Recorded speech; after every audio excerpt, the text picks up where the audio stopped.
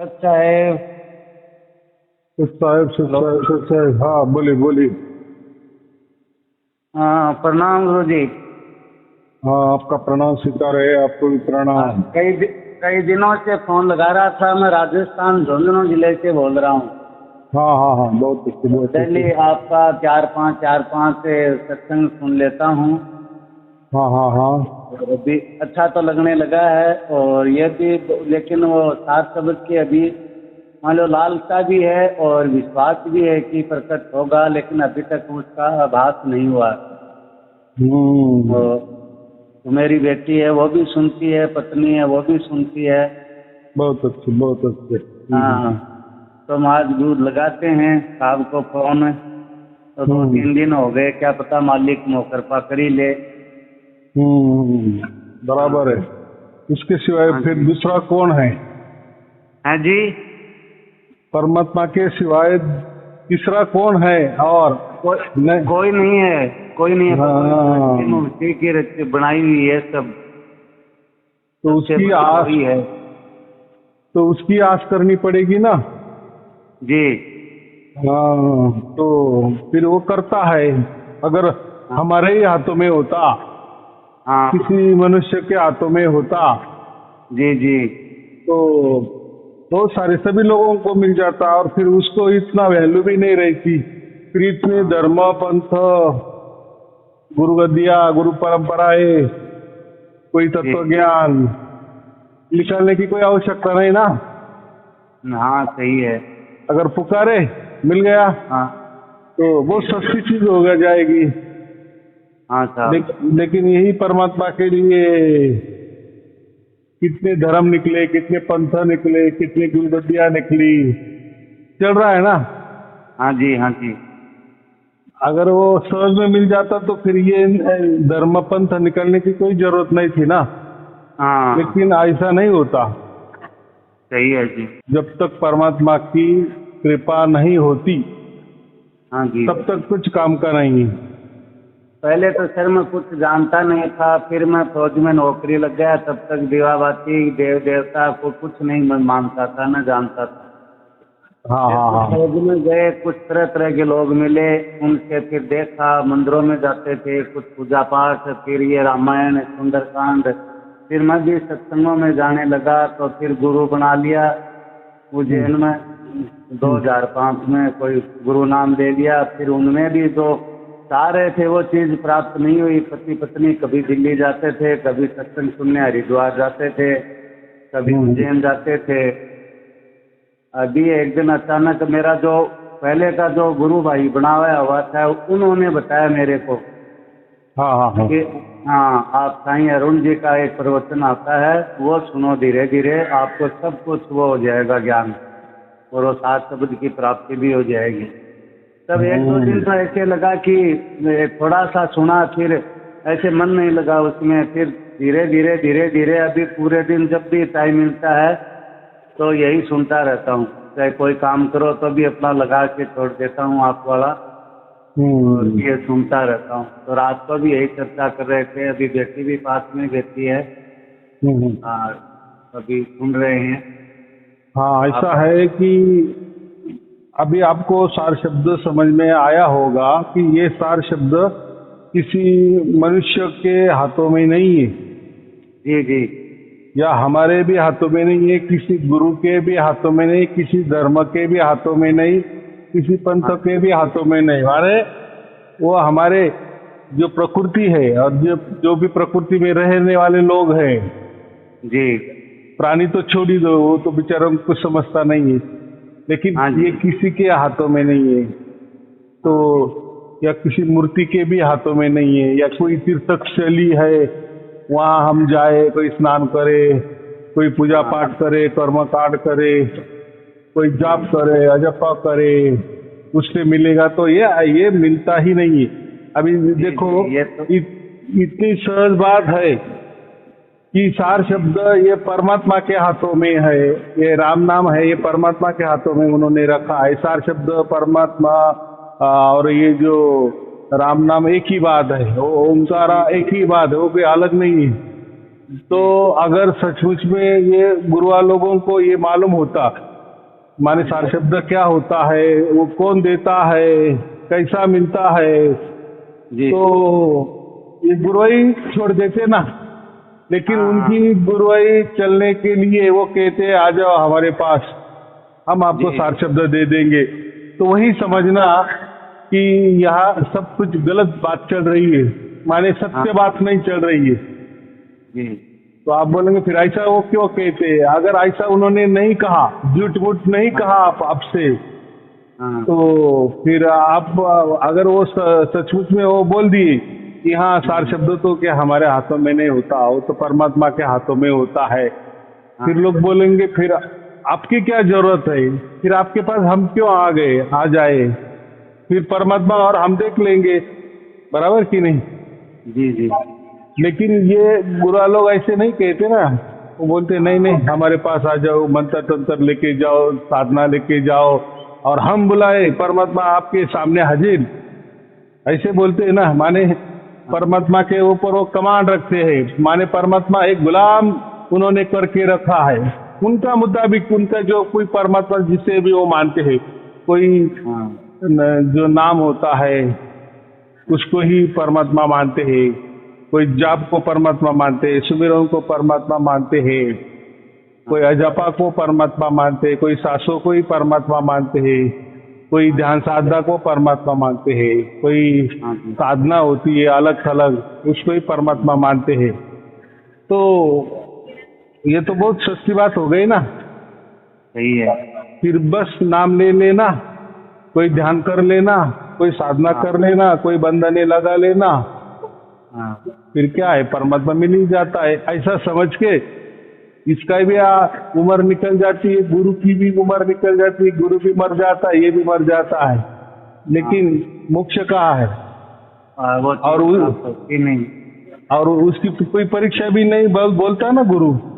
हाँ और जो भी परीक्षा बोलते हैं तो वो ऐसी कि सबकी अलग थलग परीक्षा, इसको कुछ दिख गया, किसी ने कुछ सुन लिया, वो बोलते हाँ हाँ वही वही है, कुछ दिखाई दिया लगना, हाँ हाँ वही है, कोई शरीरों में बदलाव होने लगता है, हाँ हाँ वही है, सबको बोलते हैं कि हाँ वही है, चलो आगे चलो आगे, क्योंकि वो लोगों ने आपको क्या बोला है और आप क्या बोल रहे हैं कि चलो आगे चलो आगे, ये तो दूसरा नहीं सुनता ना। हाँ तो दूसरों को जो नहीं सुनने वाले उनको लगता है कि नहीं नहीं कुछ तो भी गुरु ने उनको दिखाया होगा, बताया होगा, कोई और आसान तरीका बताया होगा, या कोई आशीर्वाद दिया होगा, कोई कृपा दृष्टि रखी होगी गुरु जी ने, हाँ ऐसा है ना। हाँ तो ऐसा कोई, मैंने क्या कहा कि कोई भी मनुष्य परमात्मा का ये नहीं कर सकता, या परमात्मा आ जाओ इनको प्रकट हो जाओ, और परमात्मा प्रकट होते तो परमात्मा एक गुलाम हो गया, और वो तो गुलाम होगा क्या किसी, वो तो पूरा ब्रह्मांड चलाता है, वो तो कण कण में बसा हुआ है, उसको प्रकट होने की आवश्यकता नहीं, वो तो प्रकट ही है, बस हमें नहीं समझता, इतना ही बात है ना।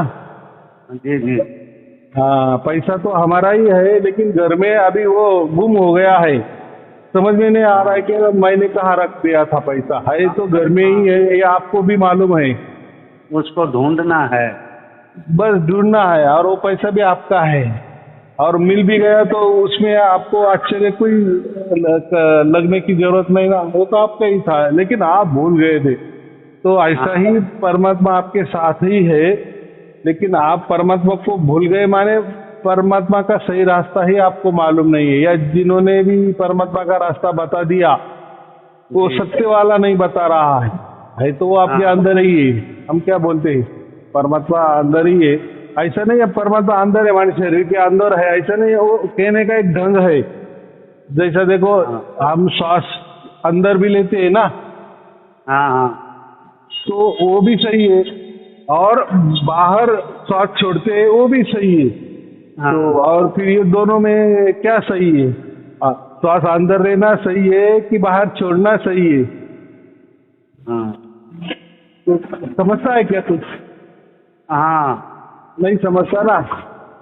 हाँ अगर हमने श्वास को अंदर ही रख दिया, बाहर छोड़ा नहीं, तो भी हम मर जाएंगे, या बाहर ही और बाहर छोड़ दिए और अंदर लिए नहीं तभी मर जाएंगे।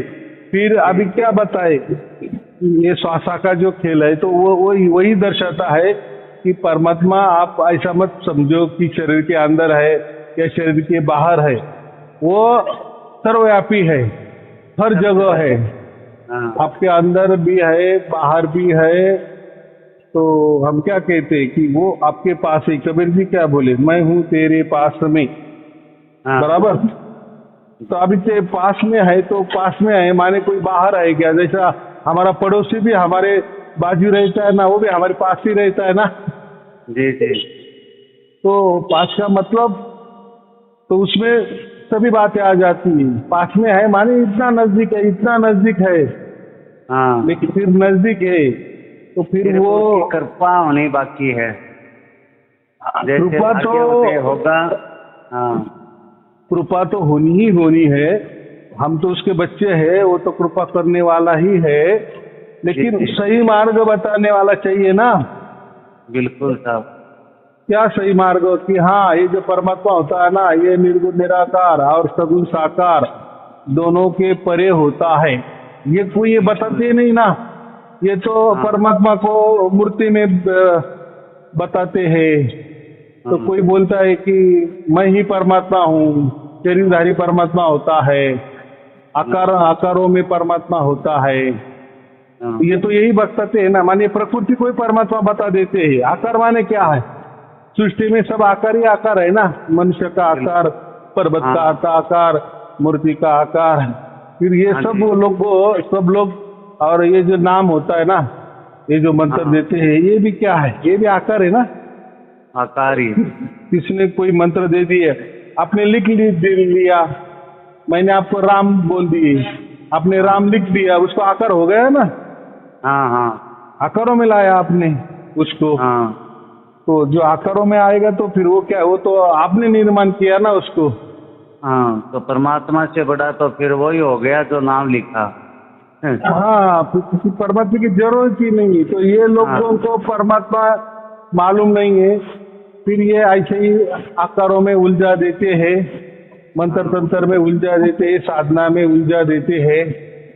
माने आकारों की दुनिया, बाहर भी बोले सपने में भी हाँ गुरु दिख गया ना, मैंने वो आकार दिख गया ना, तो समझो परमात्मा मिल गया। कोई मंत्र हमने सपने में भी सुन लिया ना, तो हो गया, बोले आपको मिल गया परमात्मा।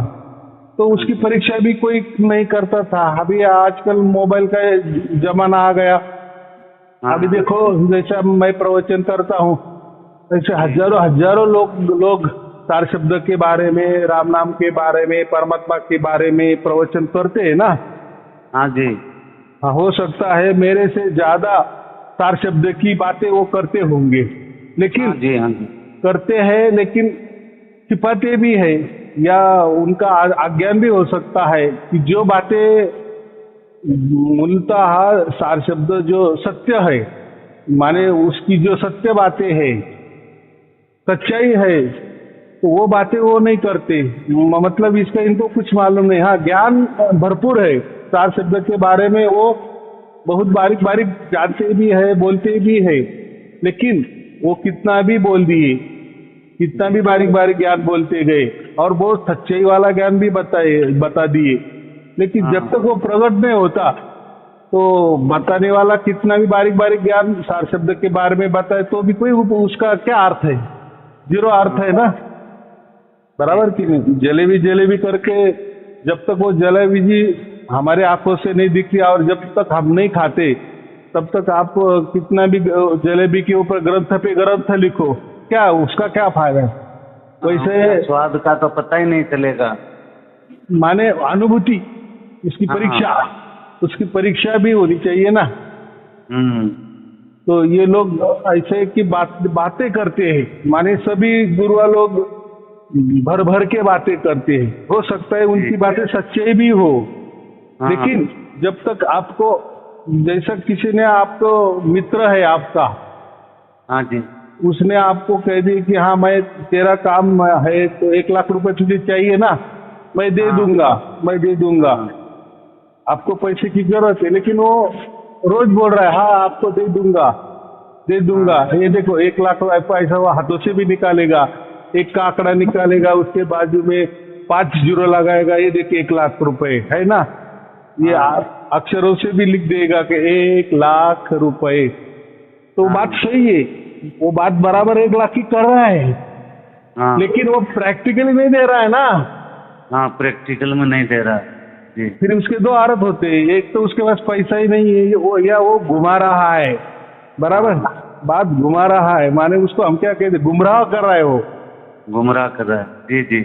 हाँ, अगर आपका सचमुच में सच्चे वाला मित्र है और आपने मांगनी की कि मुझे भाई 1 लाख रुपए दे दे, मुझे अड़चन है, मैं आपको 1 महीना 2 महीने में दे दूंगा, जी, तो वो बातें नहीं करेगा, उसकी बातें नहीं करेगा। उसके पास है जो झट से लगे आपको ट्रांसफर कर देगा 1 मिनट में, बराबर कि नहीं।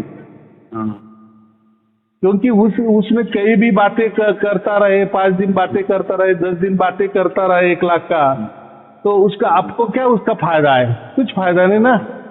वैसे ही सार शब्द के बारे में बहुत सारे गुरुआ लोग बहुत बढ़िया बढ़िया बातें करते, बहुत बढ़िया बढ़िया बातें करते, लेकिन उनके बातों से कोई सार शब्द प्रकट नहीं होता और नहीं हुआ है। मतलब उनकी बातें सब कुछ झूठ थी, बराबर की नहीं। अगर सच्चाई बातें होती तो बातों बातों में मिल भी जाता लोगों को, और वो डंके की चोट पे बोलते भी हाँ हमें प्राप्त हो गया, और सबको एक तरीका ही प्राप्त हो जाता, क्योंकि उसमें तो बदलाव नहीं होगा ना। बदलाव वाली वो चीज तो संसार वाली चीज होती है जी। तो सार शब्द या राम नाम जो होता है वो तो अखंड निरंतर एक ताल एक रस इसमें होता है ना, वैसे कि वैसा प्राप्त होना चाहिए जी, लेकिन वो होता नहीं है। तो कहने का क्या मतलब है, ये किसी के हाथों में नहीं है। बातों से कोई परमात्मा नहीं मिलता, कोई साधना से परमात्मा नहीं मिलता, ये समझ में आना चाहिए लोगों को। जब लोगों को समझ में आ जाएगा तब इनकी भीड़ धीरे धीरे कम होती जाएगी। लेकिन इन्होंने ऐसा चक्कर चलाया है कि कोई मंत्र को ही उन्होंने सार शब्द बता दिया है, कोई साधना को सार शब्द बता दिया है, कोई बंधने लगाते हैं उसको सार शब्द बता दिया है, कोई बोलता, कोई गुरु खुद परमात्मा हो जाता है, बनता है, मेरी पूजा आरती उतारो, मुझे मेरी सेवादारी करो, मुझे सेवा दो, मिल जाएगा सार शब्द। तो ऐसा सार शब्द नहीं मिलता, या उसी गुरु की सेवा करने से कोई सार शब्द नहीं मिलता, बराबर कि नहीं। जैसा हमारा बच्चा है, माता पिता की रोज सेवा कर रहा है, अगर वो शिक्षा ही नहीं लेगा, कोई क्या बोले, वो ट्राई नहीं करेगा, मेहनत नहीं करेगा, और माँ बाप को ही हाथ पाँव दबाते रहेगा, तो क्या फायदा है उसको, कोई नहीं। तो उसको अगर नौकरी चाहिए, उसका आगे अगर उसको संसार बढ़ाना है तो उसको शिक्षा लेनी ही चाहिए, बाद में नौकरी के लिए कोई प्रयत्न करने ही चाहिए, तभी जाके वो सफलता है ना। नहीं तो पाव दबा के, ऐसे ही गुरु लोग बोलते कि हमारे पाव दबाओ, हमारी सेवा पूजा आरती करो, मिल गया परमात्मा। ऐसा इतना सहज बात है क्या? ना, नहीं है। ये सस्ती चीज लोगों के सामने उन्होंने पेश कर दी जो डुप्लीकेट है। जैसे सोने का भाव समझो 60,000 तोला है, और उन्होंने कोई पित्तल रख दिया है आपके सामने, और वो 6,000 रुपए तोला में दे रहा है, तो लोग उधर ही जाएंगे ना, अरे 6,000 रुपए तोला मिल रहा है और बाहर 60,000 रुपए मिल रहा है, तो सस्ती चीज है। लेकिन लोगों को ये नहीं समझ रहा है कि ये सोना ही नहीं है, ये असली सोना नहीं है। हाँ, असली सोना होता तो ये उसकी दाम भी वो 60,000 रुपए ही लगाता, बराबर। ऐसा ना गुरु जी, गाँव में तो सब अनपढ़ हैं, कुछ नहीं है। जो जिसको पहली क्लास का टीचर मिल गया वो उसी को भगवान मान बैठा, किसी को 5 क्लास का मिल गया उसी को मान बैठा, किसी को 10 क्लास का मिल गया। हमारी भी ऐसी स्थिति थी। तो कुछ जानते नहीं थे, तो फिर धीरे धीरे करने लगे, और फिर जानते हैं, फिर बोले फोटो ले जाओ, गौरी पूर्णा पर की पूजा करो, घर में अगरबत्ती करो, दीवा बत्ती करो, तो हमने भी ला रखी है। हाँ हाँ हाँ और करते करते जब आपका ये सुनने लगा तब एहसास हुआ कि वे तो आप बताते हैं आडमास का शरीर है, ये भगवान का दर्जा कैसे दे दिया, भगवान की हाँ। फोटो भी वहीं रखी हैं, उनकी भी वहीं रखी हैं। हाँ हाँ तो हाँ, तो ऐसे करते करते अभी थोड़ा सा ये हुआ कि हाँ परमात्मा एक अलग ही परम शक्ति है और उनकी अनुभूति वो खुद की कृपा होगी, भाग्य उदय होगा तभी होगी। आदमी के बस में, गुरु के बस में, जो छोटे मोटे हैं उनके कोई हाथ में नहीं है। उधर सेवा करते रहो, चक्कर काटते रहो। हाँ बराबर बराबर। अभी आपको अभी समझ, अभी देखो ऐसा है, जब मोबाइल भी निकला था ना तो मोबाइल वाले लोगों ने कोई ऐसी क्लास रखी थी क्या, आ जाओ जिसको जिसको मोबाइल लेना है, ये देखो ऐसा मोबाइल होता है, ऐसे दबाना है, ऐसा करना है, ऐसा मैसेज करना है, ऐसा वो सिखाते थे क्या? नहीं ना, हम डायरेक्ट लेके आते थे और फिर धीरे धीरे सीखते थे, यहाँ वहाँ के देख देख के और सीखते थे। और फिर अभी सबको मोबाइल चलाना आ गया। तो बात ऐसी है कि ये जो लोग, ये देखो, ये मोबाइल तो भी ये प्रकृति वाली बात है ना, ये तो वस्तु है। तो ये लोग जो बोलते हैं ना कि मैं ही परमात्मा हूँ, मेरे पास ही वो मंत्र है, अब मैं आपको दे दूंगा, तो फिर वो अगर वो देने वाले हैं, वो राम नाम आपको देने वाले हैं या सार शब्द आपको वो दे सकते हैं, तो वो तो लेने देने वाली वस्तु हो गई ना। हाँ, वो फिर परमात्मा कैसा, वो तो लेने देने जा रहा है। भाई देख, मेरे पास 1 किलो परमात्मा है, मैं आपको उसमें से आधा किलो परमात्मा दे देता हूँ। या आप बहुत सारे जन है ना, 50-50 ग्राम सब बांट लो परमात्मा को, ऐसा होता है कि फिर वो वस्तु हो जाएगी। तो परमात्मा जो होता है ना, हाँ जी, परमात्मा जो होता है, आपसे रिक्वेस्ट है, नम्र निवेदन है, कोटि कोटि प्रणाम। मेरा लड़का है, हाँ हाँ, मेरे ये पास में ही बैठा है, लड़की है वो भी पास में ही है, भाई बहन है, पत्नी है, सब सुन रहे हैं। तो लड़का है, ये कुछ अभी पढ़ रहा है, कॉलेज जा रहा है। तो मैं आपके बारे में, ऐसे गुरुओं के बारे में मान लो और की भी चर्चा करता हूँ, फिर आपके बारे में बताने लगा हूँ, तो ये थोड़ी सी आपसे बात करेगा, उसमें कुछ त्रुटि हो जाए तो माफ कर देना। और ये कुछ ओशो की रून की रट क्यों, जैसी संगति होगी वैसी रंगत आएगी।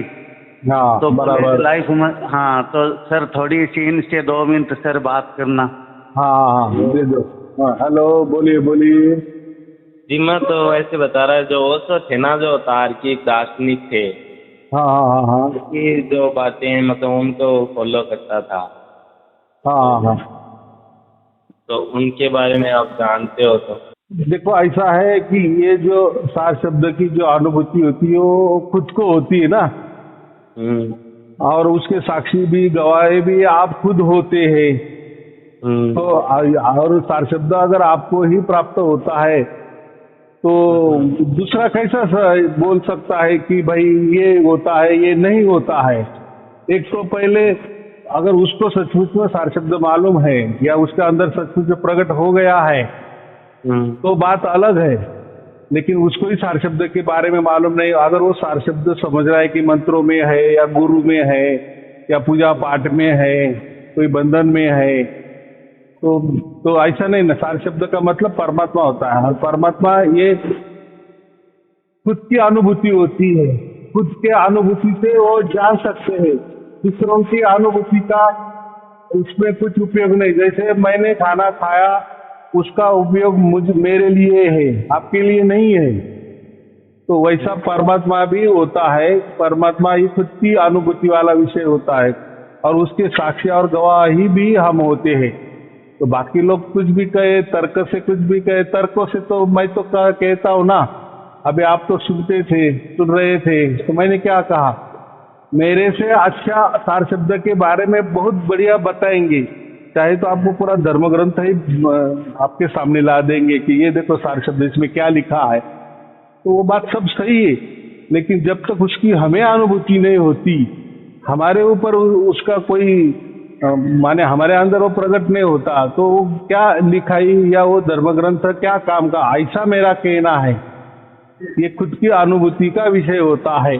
तो दूसरा उसके बारे में क्या कहे क्या नहीं, तो लोग है तो फिर ऐसे लाखों पूरी दुनिया में तो हम क्या कहते हैं, 800 करोड़ लोग है ना, तो सबकी मान्यता अलग अलग है। लेकिन यहाँ परमात्मा ने ऐसी लीला कर दी है कि ये जो राम नाम है, ये सार शब्द है, ये बस खुद के ही लिए होता है और खुद के लिए वो प्रकट हो जाता है, और जब प्रकट हो जाता है तो उसके साथ उसका पूरा ज्ञान भी आ जाता है। तो उससे नहीं कोई ऐसे कमी कहते नहीं। हैं ना, कोई कहते हैं भाई कि मरने के बाद तो स्वर्ग चला जाएगा, नरक स्वर्ग किसने मरने के बाद देख के वापस थोड़ी आया, जो वो बताते हैं ऐसे। तो मैं क्या बोल रहा हूँ, उसकी परीक्षा पहले होनी चाहिए कि नहीं? आपने अगर अभ्यास किए, आप 10वीं कक्षा में जा रहे हो, आपने अच्छा अभ्यास किया तो आपको गारंटी है कि आप बराबर अच्छी मार्क से पास हो जाएंगे। अगर आपने अभ्यास ही नहीं किया है और ऐसे कहने लगे कि मैं अच्छी मार्क से पास हो जाऊंगा तो कैसा होगा? आपको थोड़ा भी आपको मालूम होना चाहिए ना कि नहीं, ये बार मुझे अच्छे मार्क मिलने वाले हैं, क्योंकि उसके साक्षी आप हो ना, क्योंकि आपने खुद ने अभ्यास किया है ना। तो वो आप ही बता सकते हो, ऐसा उसका जवाब है। तो लोग क्या कहते हैं, लोग देखो, कोई हमारे घर में भी 4 सदस्य 5 सदस्य होते हैं ना, किसको तीखा पसंद आता है, किसको मीठा पसंद आता है, हर एक की चॉइस अलग अलग है, वैसे विचार भी अलग अलग होते हैं। तो अध्यात्म के बारे में भी बाहर बहुत सारे लोग हैं, करोड़ों करोड़ों लोग हैं, करोड़ों करोड़ों विचार है। तो मैं वही बोल रहा हूँ, वो विचारों से क्या करना है?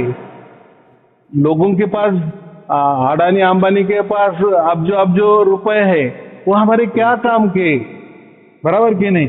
हमारे पास जब अब जो रुपए आएंगे तब हम मानेंगे कि हाँ ये अब जो रुपए होते हैं, और इसको कहते कि पैसा, ये इसको कहते कि अमीरी। तो दूसरों को देखकर हम ये क्या अगर ऐसा बोलेंगे कि उनके पास मेरे पास क्यों नहीं है, फिर हम जान दे देंगे उसके लिए, ऐसा थोड़ी होता है क्या भाई? वो उनकी जगह, आप आपकी जगह, बराबर। मतलब ऐसा है कि उनके पास वो है इसलिए उनको अमीर कहा जाता है, हमारे पास नहीं है इसलिए हम गरीब हम बोल सकते हैं। तो ये माने प्रैक्टिकली में उनके पास पैसा है ना, हमारे पास प्रैक्टिकल में नहीं है। तो ऐसा है परमात्मा के बारे में, ऐसा है अगर परमात्मा उनको सचमुच में ज्ञान, परमात्मा का ज्ञान होना अलग बात है और परमात्मा का प्रगट ज्ञान होना अलग बात है, ये दोनों बात है। ये लोग क्या करते हैं, ज्ञान पे ज्यादा भरोसा रखते हैं। ज्ञान माने तर्क, तर्क माने डिबेट में वो हरा सकते किसी को भी, मुझे तो 1 सेकंड में भी हरा देंगे वो, क्योंकि ज्ञान है ना उनके पास, धर्म ग्रंथ है उनके पास, धर्म है। तो वो ज्ञान से क्या करना है, बराबर? तो वो तो पंडिताई हो गई। पंडित लोगों को ज्ञान होता है ना, या तोता जो होता है वो भी राम राम बोलता है, लेकिन राम की अनुभूति उसको होती है क्या? नहीं होती ना। लोग बोलते हैं राम राम, वो भी बोलता है बेचारा राम राम, तो उससे ना उसको मोक्ष होता है और ना दूसरे भी लोग जो राम राम कहते हैं उनको मोक्ष होता है। तो राम प्रकट होना चाहिए। तो मुझे इतना ही कहना है, ज्ञान ज्यादा ज्ञान से कुछ मतलब नहीं। इसलिए मैं क्या कहता हूँ, आप हर धर्म पंथ छोड़ दो, गुरुविद्या हो गई, गुरु परंपरा हो, वो क्या बोल रहे हो वो छोड़ दो, वो ज्ञान है, वो कचरा है। ऐसा कितना भी लेते जाओगे, आप किसी धर्म का करेंगे तो और आपको वही धर्म अच्छा लगेगा, फिर वो छोड़ो तीसरा धर्म का अभ्यास करो तो आपको ये दोनों से वो अच्छा लगेगा। ऐसा आप कितना भी घूमते रहेंगे ना लाखों बरस, तो ऐसा लगेगा अरे यार पीछे से तो ये अच्छा है, पीछे से वाले तो ये अच्छा है, लेकिन उससे क्या है? सब जो पूरे धर्म का भी आपने अभ्यास किया, बहुत बारीक बारीक पूरे ग्रंथ भी पठन कर लिए, तो उसको आपको कोई परमात्मा नहीं प्रकट होगा। हाँ, परमात्मा के बारे में आपको खास जानकारी हो जाएगी, बहुत बढ़िया जानकारी हो जाएगी। आप बहुत बड़े तार्किक बनोगे, बहुत बड़े प्रवचनकार बनोगे, सबको आप हरा भी दे देंगे। हाँ, वो आपको मिल सकता है, वो मान सम्मान आपको मिल सकता है, लेकिन परमात्मा नहीं मिल सकता है, समझ में। तो प्रगट ज्ञान महत्वपूर्ण है, बराबर? आया समझ में कि नहीं? तो इसमें लोगों की राय लेने की कोई आवश्यकता नहीं है। अब इसको यही भाई है कि खुद जब भी चीज का अंदर एहसास हो जाए, खुद परमात्मा अनुभूति दे दे करा दे, तो जब फिर प्रत्यक्ष की आवश्यकता है ही नहीं प्रमाण की। जब प्रत्यक्ष दिख जाए, प्रत्यक्ष महसूस हो जाए, आप खुद ही हो ना, प्रत्यक्ष प्रमाण की क्या आवश्यकता है? जी जी, अब खुद मौजूद हैं, खुद ही गवाह हैं, और खुद ही उसको महसूस कर रहे हैं, तो फिर शास्त्रों की, दूसरे गुरुओं की, उसके तर्क वितर्क की वहाँ बात ही खत्म हो जाती है। हाँ, धर्म ग्रंथ की भी आवश्यकता नहीं उसके लिए। जी जी ठीक है, धर्म ग्रंथ एक ज्ञान के लिए अच्छा है, तर्क जी, जी। के लिए अच्छा है। मैंने जी, कहा ना, एक मान बढ़ाई के लिए अच्छा है कि बाप रे क्या सवालों का जवाब देता है ये आदमी, वो सब हाँ, कुछ ठीक है, लेकिन उससे परमात्मा नहीं मिलता, ये मुझे कहना है। तो जी, इसलिए जी। मैं बोलता हूँ ना कि धर्म पंथ ये सब छोड़ दो, ये गुरु ब्यो हाँ। ये इसके नाद में मत लगो। जब आपको प्रैक्टिकल में हो जाएगा ना, फिर हाँ जी। आप फिर ग्रंथ पढ़ो, फिर आपको वो ग्रंथ वाला अर्थ आपको समझ में आ जाएगा, फिर परमात्मा भी समझ में आएगा, ग्रंथ भी समझ में आएगा, और ये गुरु लोग क्या है क्या नहीं वो भी सब समझ में आएगा। तो जी, जी। प्रत्यक्ष ज्ञान की जरूरत है, प्रैक्टिकली होना मांगता है। जी जी। बराबर। तो जैसे हम जन्म लेते हैं तो हम अकेले जन्मते हैं ना, हाँ जी। और अकेले ही मर जाते हैं ना, तो अकेले का ही हिसाब होगा ना, कि हाँ, दूसरा हिसाब। कोई वकीली करेगा। ये गुरुआ लोग बोलते हैं ना, आप मर जाओ हम आ जाएंगे, आपकी वकीली करेंगे यमराज से, धर्मराज से, आपके बारे में अच्छा बोलेंगे, फिर वो आपको मोक्ष दे देगा। भाई आपने ऐसा कितने लोगों के जब मर गए तो आप गए थे, कौन सा शरीर आपने धारण किया था, किस स्थिति में वो था और किस स्थिति में आप भी वहाँ मौजूद थे, ऐसी कौन सी स्थली है, और ऐसे कब कब आप जाते हो, और इसके आगे कौन कौन मरने वाले हैं। देखो, आप अगर मर जाने के बाद, आपका शिष्य मर जाने के बाद आप अगर उनके पास जा सकते हो, उनकी वकील पत्र लेके आप उनकी ये कर सकते हो, उनकी सुनवाई कर सकते हो वकील बनकर परमात्मा से, तो फिर आपको तो बहुत बढ़िया विद्या आ गई है, माने आप तो जीते जी जा सकते हो। तो ठीक है, तो फिर कल कौन मरने वाला है, परसों कौन आपका भगत मरने वाला है, तो उनको कह दो कि आप फलाने तारीख को मर जाने वाले हैं, कोई चिंता की बात नहीं, मैं वहाँ आ जाऊंगा। और फिर उसकी कोई परीक्षा भी वो उन्होंने बताने चाहिए, देखो ये फलाना आदमी गया था, मैं अभी आपको लाइव आपके अंदर जब आप सो जाएंगे तो सपने में आपको मैं दिखाऊंगा कि उसके बारे में मैंने कैसा वकीली किया। तो कोई तो भी वो प्रत्यक्ष प्रमाण भी उन्होंने देना चाहिए ना। ये तो ऐसी बात हुई, बोल दिए तो बोल दिए, ऐसा थोड़ी चलता है क्या, कुछ तो भी दिखाओ। ठीक है, आप मर जाने के बाद, माने लोग मर जाने के बाद, आपके शिष्य मर जाने के बाद, आप उनकी वकीली करने के लिए जहाँ भी हमारा आत्मा जाता है वहाँ आप आ जाते हो, लेकिन इसका परीक्षा क्या है, ये बात है ना जी। चलो आज तक वो परीक्षा नहीं हुई, आगे तो होने वाली है कि नहीं, तो आगे वाले लोग भी बता दो ना, ये मर जाने वाला है, उसकी वकीली मैं करने वाला हूँ। हाँ जी। तो ये क्या है, सब बुलबुलाया है, गुमराह करने की बात हो, ठगी करने की बात हो, इसको क्या बोलते हैं, चोर भी चोरी करता है ना, तो हमें गुमराह करके ही चोरी करता है, ये तो मालूम है ना। हाँ जी। अरे वो आदमी तो मुझसे अच्छी बातें करता था, उसके परिवार की बातें करता था, और क्या हुआ, क्या मालूम हो गया, तो मैंने देखा था मेरा बटवा गायब हो गया। तो उसने आपको बातों में उलझा कर उसने उसकी कलाकारी दिखा दी। वैसे ये गुरु लोग उनकी कलाकारी दिखाते हैं, बातें करते हैं अच्छी तरह से, मैंने इसका ये कर दिया, उसका भाई तुमने लोगों का किया नहीं किया वो हमारे लिए कुछ काम का नहीं है, बराबर। तुम्हें पूरे पृथ्वी को भी अच्छा बना दिए, सबको मोक्ष भी दे दिया, लेकिन मुझे जब तक नहीं मिलता तब तक मुझे क्या काम का है, दूसरों को मोक्ष मिला तो मैं क्या बोलूं, दूसरे के भारत में मैं नाचूं।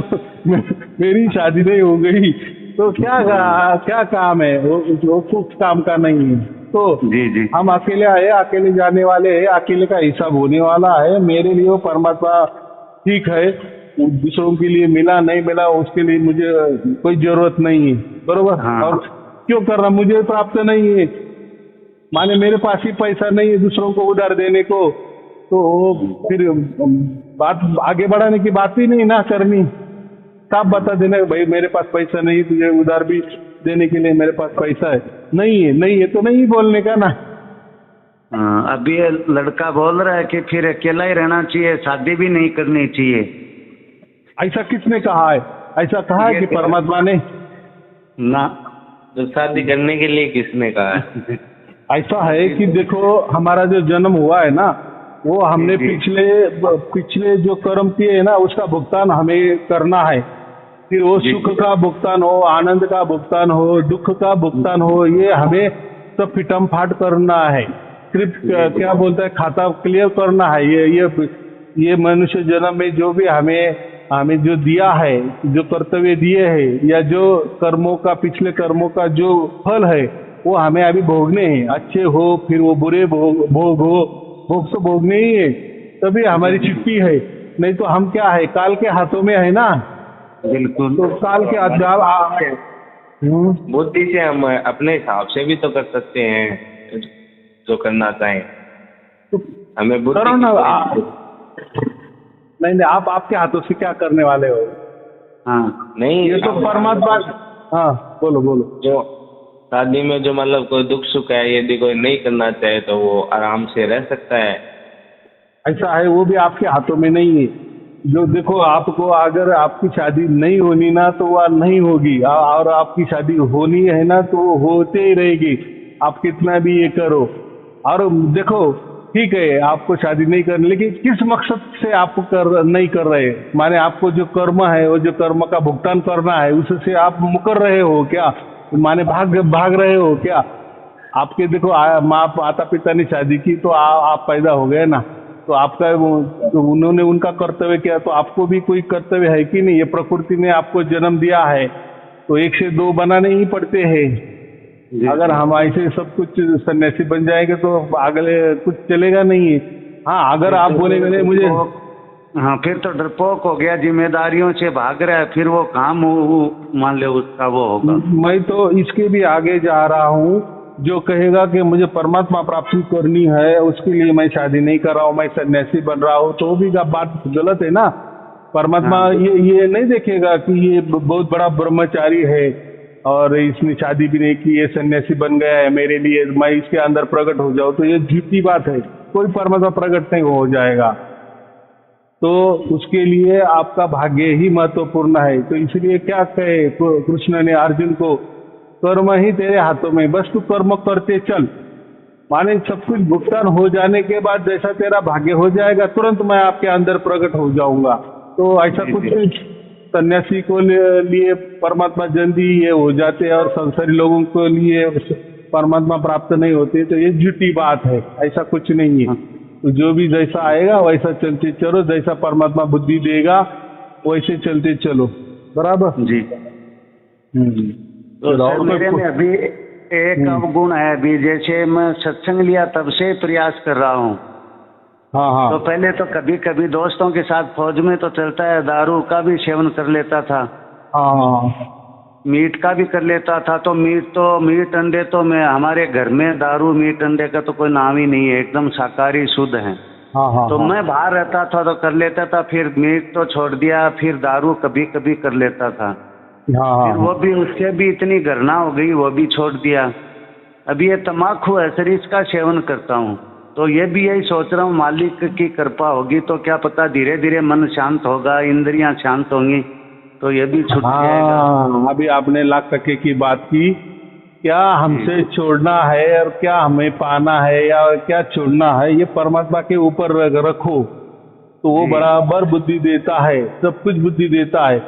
अगर हमें हमारे मन से छोड़ेंगे तो हम हमारे मन से भी उसको ग्रहण करेंगे वापिस, क्योंकि हमने मन से छोड़े ना। लेकिन जब परमात्मा के परमात्मा तो सोचेगा अपने से बड़ा है तो ये छोड़ देगा अपने आप ही, अपनी जरूरत ही कहाँ है। हाँ, तो ये मन में ही होना चाहिए। परमात्मा ही हमारा मन परमात्मा का दे दो, हमारी बुद्धि परमात्मा के दे दो, और फिर परमात्मा बताता है। जब भी आप समझो दारू को हाथ लगाएंगे तो आपके अंदर एक आवाज आएगी कि नहीं ये बुरी बात है, नहीं पीना है, तो वही परमात्मा की आवाज होती है।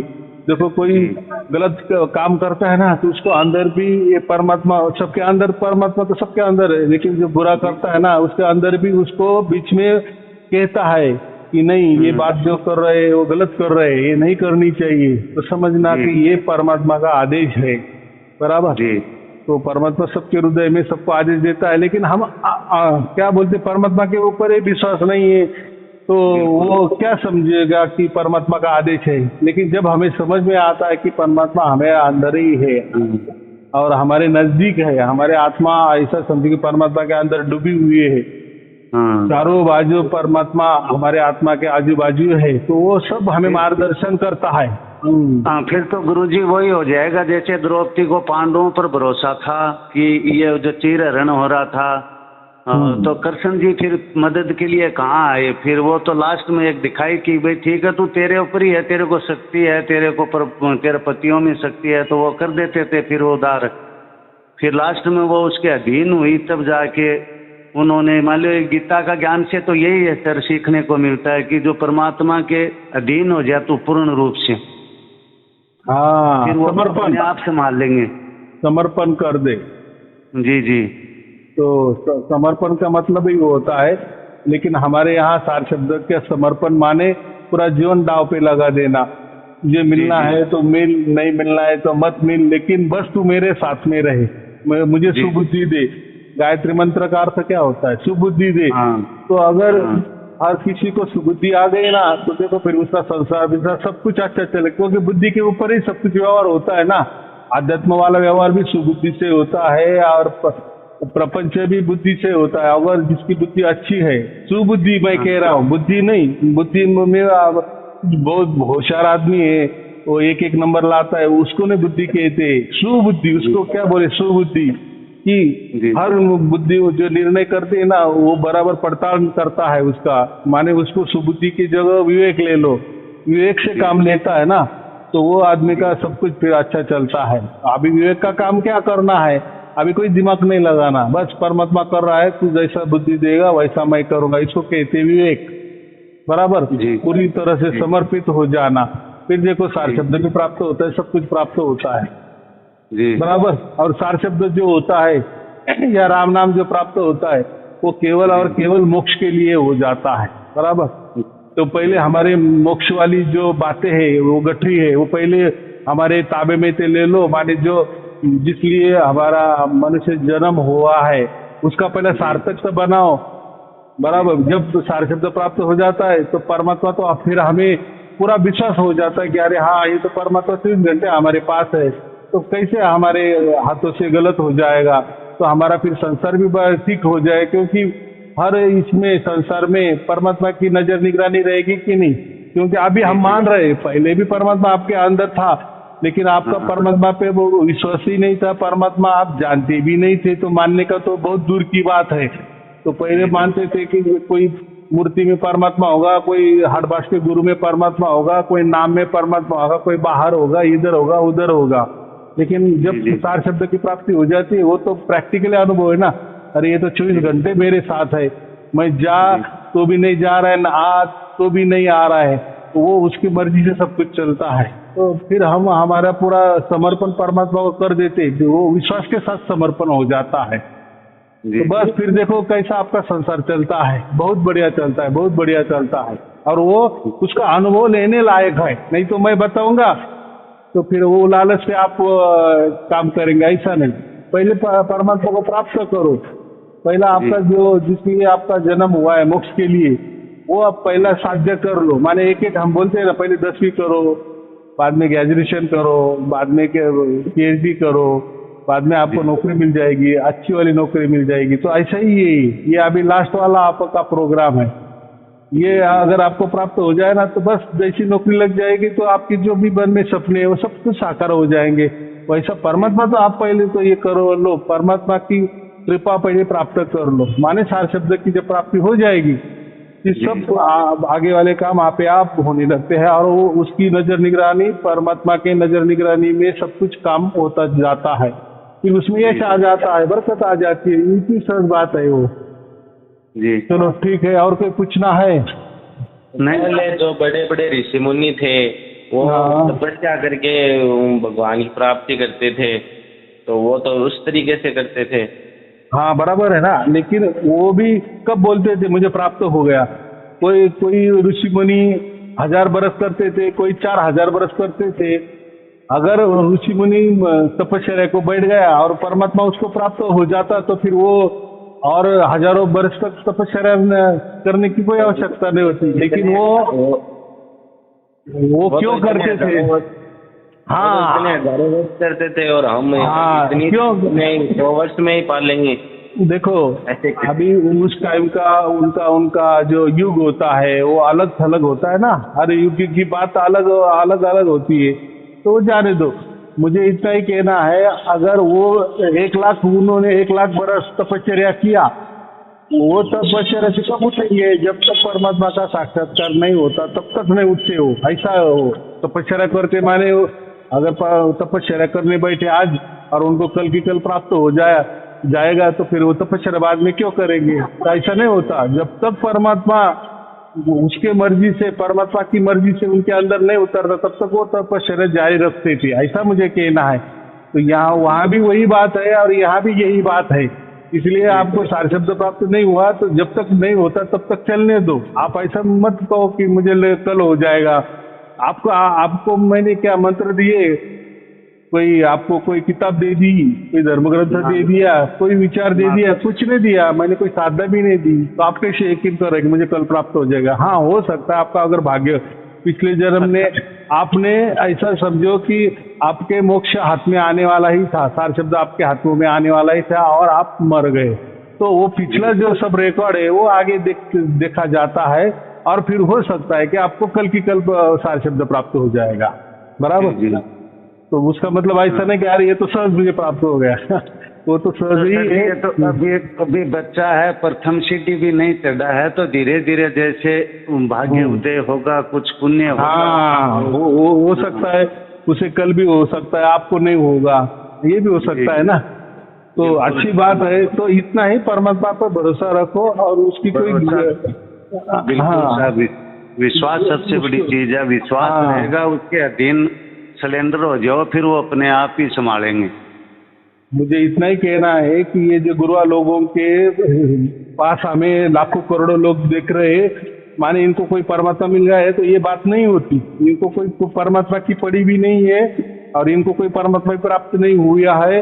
हाँ, इनके कोई सांसारिक प्रापंचिक जो कोई काम है, हो सकता है वो गुरु से हुए होंगे, या उन्होंने वो ठप्पा लगाया कि ये गुरु से मेरा ये काम हो गया, इसीलिए वो श्रद्धा से कर रहे।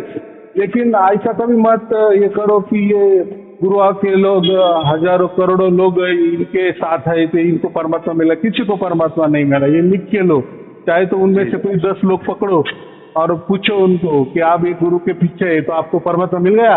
वो बोलेगा कि ये परमात्मा किस झाड़ की पत्ती है और हमें क्या करना है भाई? मेरी लड़की की शादी नहीं हो रही थी, मैंने ये गुरु किया तो मेरी लड़की की शादी हो गई। मेरा ऐसा ऐसा काम आता था, गुरु किया तो मेरा काम हो गया।